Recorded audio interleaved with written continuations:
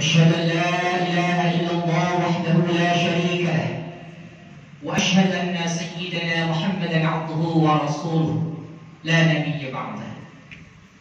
اللهم صل وسلم وبارك على سيدنا محمد وعلى آله وأصحابه أجمعين. أما بعد، فيا أيها المؤمنون أوصيكم ونفسي بتقوى الله وطاعته لعلكم تفلحون. وقال الله تعالى في القرآن الكريم: أعوذ بالله من الشيطان الرجيم، بسم الله الرحمن الرحيم. يا أيها الناس اعبدوا ربكم الذي خلقكم والذين من قبلكم لعلكم تتقون. وقال النبي صلى الله عليه وسلم: أدبوا أولادهم وأحسنوا خلقهم. صدق الله العظيم وصدق رسوله الكريم، ونحن على ذلك من الشاهدين والشاكرين والحمد لله رب العالمين. Ma'asyiral muslimin rahimakumullah. Pada kesempatan yang mulia ini, mari kita tingkatkan keimanan dan ketakwaan kita pada Allah Subhanahu wa taala dengan menjalankan segala perintahnya dan menjauhi larangannya. Dan dengan hadirnya kita di tempat yang mulia ini dalam rangka menjalankan kewajiban kita salat Jumat berjamaah, semoga Allah senantiasa melimpahkan rahmat dan keberkahannya kepada kita semua. Amin ya rabbal alamin. Ma'asyiral muslimin rahimakumullah. Saat ini kita berada di hari Jumat, disebut sebagai Yaumul Mubarak, hari yang diberkahi oleh Allah Subhanahu wa taala, di mana pada hari tersebut ketika kita melaksanakan satu amal ibadah, Allah melipat gandakan pahalanya. Ada satu kata yang sering terucap, yang sering kita dengar, yaitu kata berkah.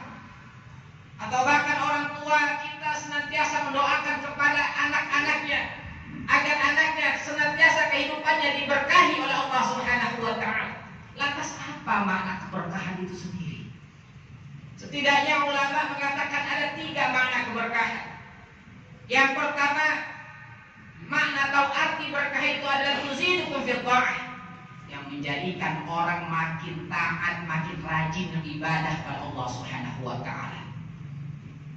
Dalam kondisi apapun, senang maupun susah, bahagia maupun sulit, ketika itu menjadikan dia semakin rajin ibadah pada Allah, maka itu menjadi satu tanda bahwa kesenangan ataupun kesulitan yang dia dapatkan itu mendapat berkah dari Allah Subhanahu wa taala.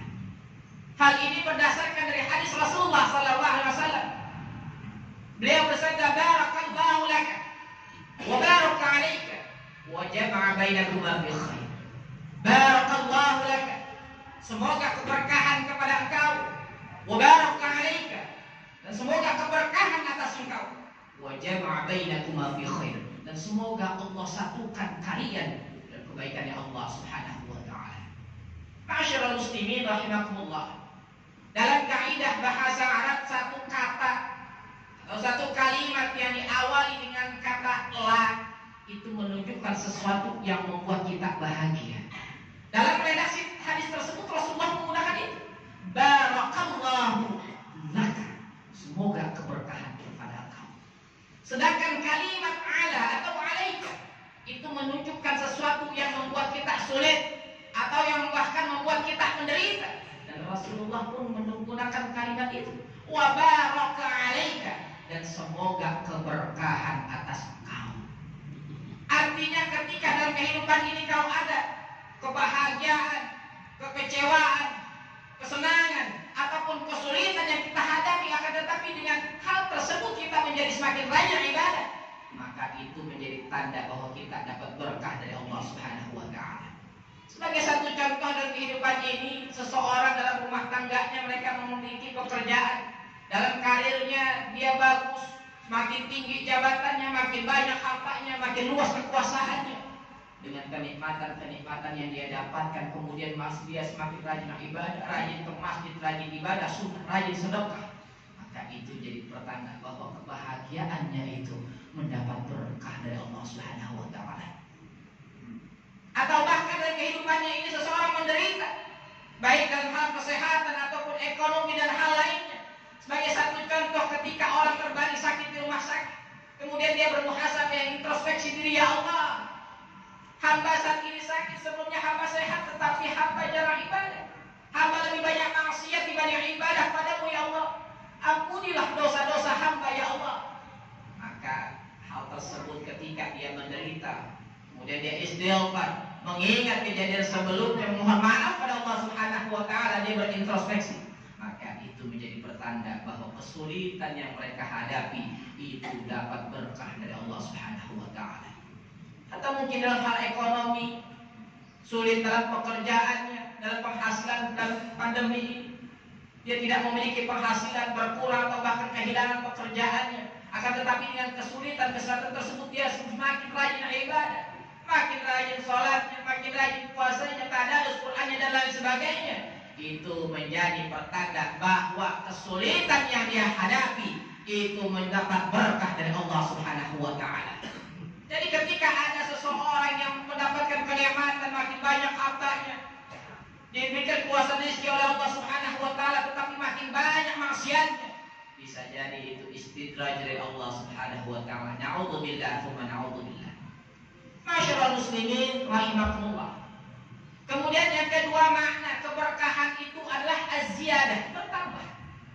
Bisa bertambah hartanya, bertambah luas kekuasaannya, atau bahkan bisa bertambah ilmunya. Itu menjadi satu pertanda bahwa itu keberkahan. Dengan syarat ilmu yang mereka miliki itu dimanfaatkan untuk kebaikan orang banyak, bukan untuk kepentingan pribadinya atau bahkan untuk merugikan orang lain. Rasulullah SAW bersabda, "Man izdada ilman wa lam yazdad hudan, lam yazdad min Allah illa ba'da." Barang siapa orang yang bertambah ilmunya, lam yazdad hudan, tetapi dia tidak mendapat hidayah dari Allah Subhanahu wa taala, maka tidak bertambah apa-apa, melainkan dia bertambah jauh dari Allah Subhanahu wa taala. Sebagai satu contoh, kita menyaksikan di negeri ini ada orang punya jabatan yang tinggi, punya gelar akademik yang hebat, yang luar biasa. Dengan gelar akademik yang tinggi tersebut dia mendapatkan jabatan yang tinggi, tetapi sebagai pejabat negara mereka melakukan perbuatan korupsi. Apa mereka tidak paham tentang hukum negara?